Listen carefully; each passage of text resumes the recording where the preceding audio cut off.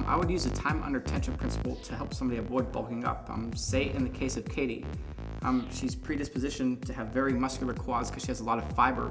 So what I would do is slow down her rep cadence, make the time under tension longer so that we bring out some more separation and more tone in that area and prevent bulking.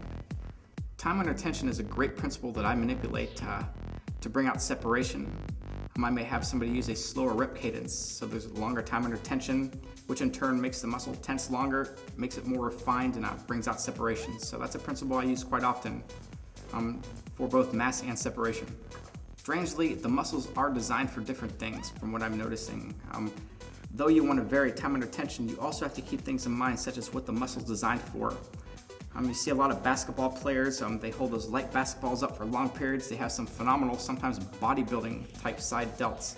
So that muscle is a little bit different, I feel, than maybe the back muscle, which is designed for power, or the quads, which are designed more for power, or the chest. And so you kind of have to keep that in consideration when you do vary the time under tension. You might have a slower one to bring out tone for the side delts, while a little bit quicker to bring about the same result in a power muscle. Certain muscles are designed for power, in which case I may shorten the time under tension, not in and of itself, but just because, using the back for an example, doing a barbell row, when you exert power from all those fibers in the back, the time under tension naturally becomes shorter because you're utilizing all that fiber and therefore powerfully bringing that weight back into its position.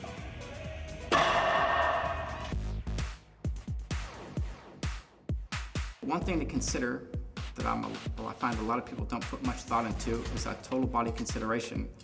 And that basically means the body is meant to work as a unit. As much as you try to isolate, the truth is you are going to affect other body parts. A great example is when doing incline presses for chest. That's going to affect your front delts in such a way to where you may have to put off shoulder presses on your shoulder day.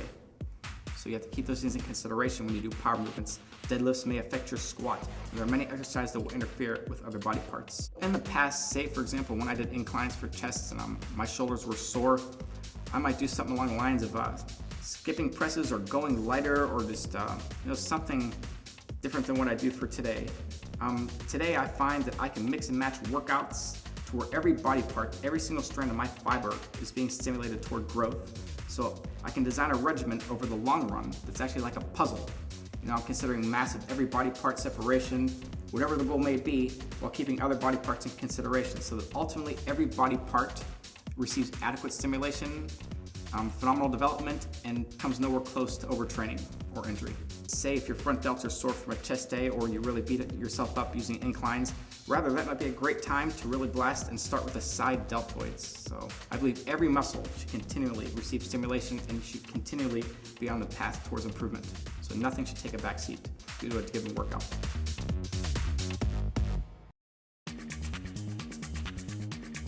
Exercise order has to be rotated on a consistent basis. I see so many people come on in and they start with the same exercises, bench press, and then they go to incline, or shoulder press and they go to their side delts. What they don't realize is you're your freshest during your first exercise. So if you always do the same exercises second, you're always approaching those exercises fatigued. However, if you reverse the orders, that means that every body part is eventually going to be hit fresh. So you get maximum development in each body part over time, starting fresh with each body part. And you also have to keep the goal at hand. Say for example, if I want to really build my legs up and put as much mass as I could on them, and I do a given workout to where I squat, do leg press and extensions thereafter, though I'll rotate those orders, extensions first to pre-exhaust, squats, leg press, I may never put leg extensions in between a squat and a leg press, just because I want to use those power movements with my goal being mass. So though you want to rotate, you want to keep things like that in mind. It's not always a good idea to completely rotate the exercises.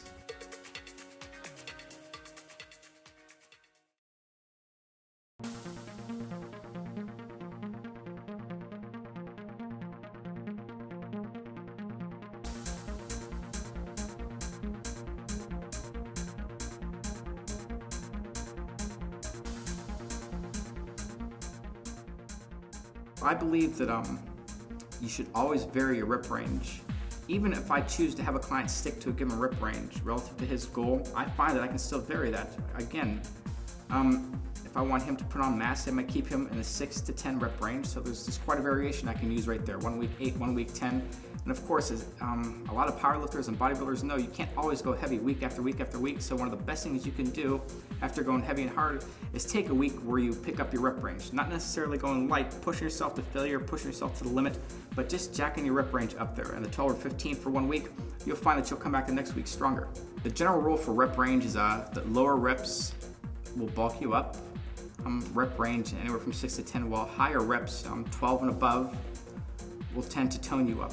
That is a very general rule because you'll find certain body parts and certain phenomenal bodybuilders will testify that higher reps can sometimes bulk you up. So a general rule though, for the most part, is lower rep range for bulking and mass and a higher rep range for toning up. There are times where you have to adjust the volume of your exercises. Say in the off season when I'm going for mass on my back and I include a bunch of compound movements. Those compound movements take such a toll on my body going as heavy as I do, which you should in a compound movement, that I may do fewer exercises and fewer sets. So I definitely would reduce. Now say come competition time when I want to bring out some separation, I go a little bit lighter, increase the time under tension. I may find myself doing 15 to 20 sets per body part. I really jack up the volume of exercises during that period. So again, it is all goal oriented, and there are times when you do have to adjust your exercise volume. I definitely would change rest periods based on goals. A few good examples are if I'm going for mass, I may find that I'm taking a longer rest period because I'm totally exhausting the muscle with heavy weights and I'm blasting into a lot of fibers, so my rest periods may lengthen. Toward the end of a workout, I may find that I can't use as heavy as a weight, so a good strategy might be to reduce rest periods so that I can keep the muscles stimulated and shock them. So there's many situations that will arise where you should definitely reduce or increase your rest periods and change them over time relative to the goal. A lot of people like to pyramid, I notice. Many people do a standard pyramid where they'll do a higher rep range first and they'll kind of work up toward their heaviest weight in the lowest rep range. I kind of do a reverse pyramid because my primary goal is to keep adding mass. So when I do a pyramid, I do a reverse pyramid. Because of course, the results over the long run, if you were to clone 2 people, you would see a difference. Because the first person starts fresh with the heaviest weight they can push 15 reps for, while the second person starts fresh and pushes the heaviest weight they can for 6 reps. So by the time each reaches the 4th set, they're not using the heaviest weight they could push for that rep range. So over time, that's going to produce a different result. Just because of the positioning principle, I do favor drop sets over supersets when it comes to a single body part.